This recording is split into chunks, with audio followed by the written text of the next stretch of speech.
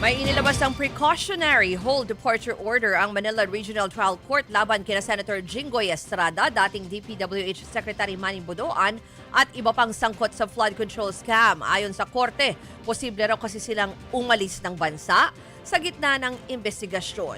Nagbabalik si Camille Samonte.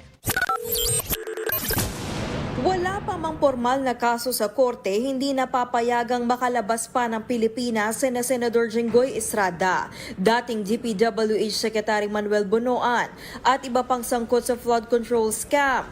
Alinsunod yan sa inilabas ng Manila Regional Trial Court Branch 52 na precautionary hold departure order laban sa kanila.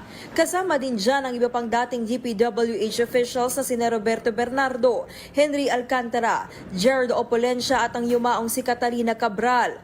Dahil sa PHDO, hindi muna sila papayagang bumiyahe palabas ng bansa habang gumugulong ang investigasyon laban sa kanila. Nahaharap sila lahat sa reklamong plunder at direct bribery and corruption na inihain sa Department of Justice. Ayon sa DOJ, nakitaan ng korte ng probable cause na maaaring tumakas sa mga nabanggit na pangalan para hindi maaresto sakaling lumabas na ang resolusyon ng panel of prosecutors.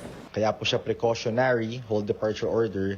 So by the term precautionary, ibig po sabihin yan na bago pa po ma-file formally yung kaso in court, nag-issue na yung judge or this Branch 52 RTC Manila of the order anticipating that the respondents in these plunder cases pending before the DOJ may evade arrest. Kaya po sila tinatawag na respondents pa rin at hindi accused because they have not yet been formally charged in court.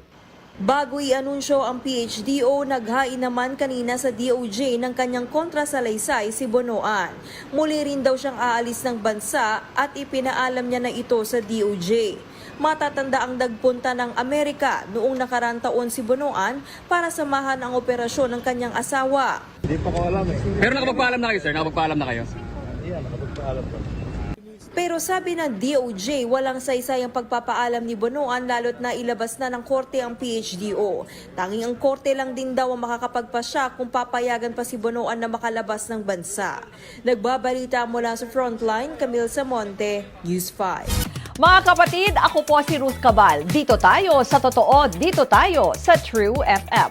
Mag-follow at mag-subscribe din po kayo sa aming social media accounts at True Network PH. Diyan po yan sa aming X na dating Twitter, sa FB, sa Instagram, sa YouTube, sa TikTok at sa mga podcasts. At syempre, tutok din po kayo sa Signal True TV Channel 19. Dito tayo sa totoo, tunay at tapat.